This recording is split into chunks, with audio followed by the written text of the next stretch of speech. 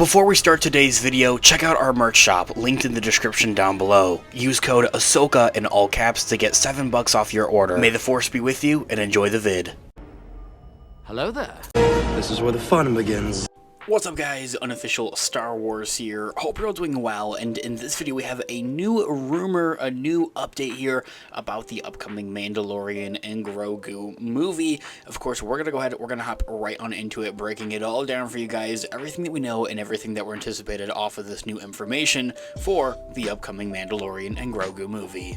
Before we do though, however, grab that subscribe button if you haven't already, as we're discussing and covering all types of Star Wars related news, leaks, rumors, theories, and breakdowns here on the channel. So if you guys aren't doing any of that, go ahead and grab that subscribe button today. In this video, we are going to be taking a quick read from ScreenRant.com. I'll have their article linked in the description down below for you guys to check out there, as well as an overall garnering source. There is apparently an iconic Mandalorian planet, a planet from the Mandalorian, show, TV series, that has been confirmed to return in the next Star Wars movie, as we all do know and love. The next Star Wars movie being the Mandalorian and Grogu movie, coming out in 2026 in May. So, a new look at the set of the Mandalorian and Grogu movie specifically, the next Star Wars movie, has confirmed that one iconic planet from the Mandalorian series on Disney Plus will be returning, this time on the big screen. The Mandalorian has introduced plenty of brand new planets in a galaxy far, far away over the course of its 3 seasons, and it doesn't stop with just that, but as well as the other spin-off shows like The Book of Boba Fett and the Ahsoka series. Many of these different planets, by which sit within the Outer Rim portion of the galaxy. As the Mandalorian and Grogu movie is beginning to come together, audiences have been hoping for some type of look at some of these different planets and really just kind of things, and I think really just plot details that are going on with this movie, and things that we're going to be seeing on the big screen with these beloved characters, as well as these new set photos confirm that one notable planet will certainly get a treatment for the upcoming Mandalorian movie. Shared from another source, MakingStarWars.com, these set photos reveal both architecture and planet structures that are highly reminiscent of the Mandalorian's Nevarro planet, the planet that Din Djarin and Grogu have now selected as their new homestead, as we see at the conclusion finale of The Mandalorian Season 3. The planet's design is unmistakable at this point in these photos. I can't necessarily share these photos because of copyright restrictions and reasons, so we're going to kind of avoid that, but it very much so does look like it is Nevarro. You guys can probably find them on my Instagram. I'll probably post those as well a little bit later. Link in the description down below.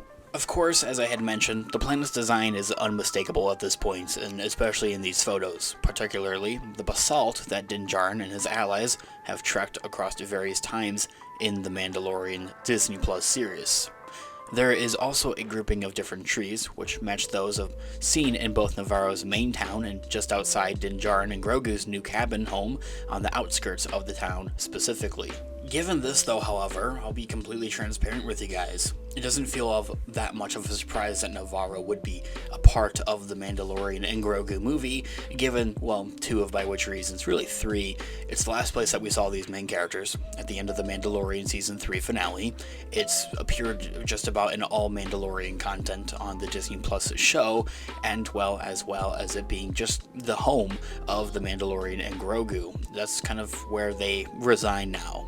Not only is it a part of the planet where Din Djarin had made the fateful decision to care for and protect Grogu in the Mandalorian Season 1, but it also has that importance just overall. It's also where they have established a new home for themselves, as I had mentioned, which made its appearance in this movie inevitable.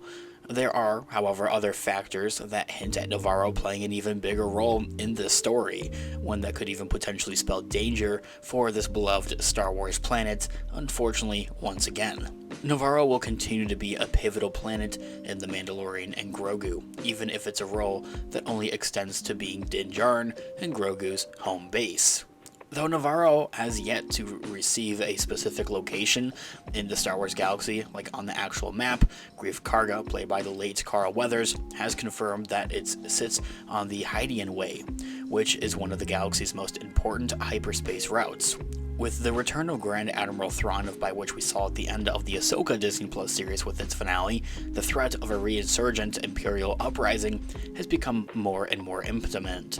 and also targeting hyperspace routes such as this would give them a leg up in any kind of conflicts, speaking lore-based of course. It could very well be then that Nevarro and other planets along this route continue to be targets, if for anything, by Grand Admiral Thrawn and the rest of these Imperial remnants, just as Nevarro was in The Mandalorian Season 3. But even then, those were technically pirates that might have been hired by the Imperial remnants. And so, of course, as well, despite the nature of its involvement, Nevarro, the planet, will continue to be a pivotal planet in the Mandalorian and Grogu movie, even if it's just a role that only extends to being Din and Grogu's home base, really, at the end of the day, at least for this movie. But as I had mentioned, it does seem that there's bigger implications for it, and that it could become something more, such as another kind of battle kind of going on there, essentially. Hopefully viewers will be able to get a glimpse as what to come and what their life on Nevarro is like with these characters, setting the scene for how things have kind of changed before whatever big adventure they will go on in this movie. Things will certainly be different on Nevarro without Grief Karga, unfortunately, due to the late Carl Weathers' tragic passing earlier this year, but The Mandalorian and Grogu has the chance to pay a beautiful tribute to him through the planet of Nevarro as well. And then, yeah, there's really only so much I can say about a Star Wars planet, a fictional planet, if I'm being real with you guys as well. It's cool though. I think it has a lot of meaning to these characters and to the story. It's where Grogu and Mando have first met back in Season 1 of the Disney Plus series. It's where we last saw them. It's where they've kind of made a home for themselves as well. We've seen a lot of action take place on this planet as well. So to see it only continue to return and make a comeback is honestly pretty cool.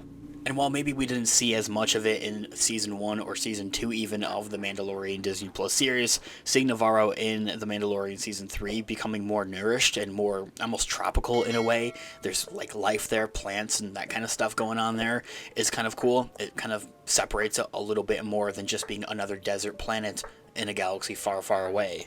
Anyway guys, this here all being said, let me know all of your thoughts and opinions in the comments down below. I would love to hear what you guys are all thinking. Thanks so much for watching today's video. Of course, this has been Unofficial Star Wars. I'll catch you guys in the next one. Have a great one. May the Force be with you as always. Peace out.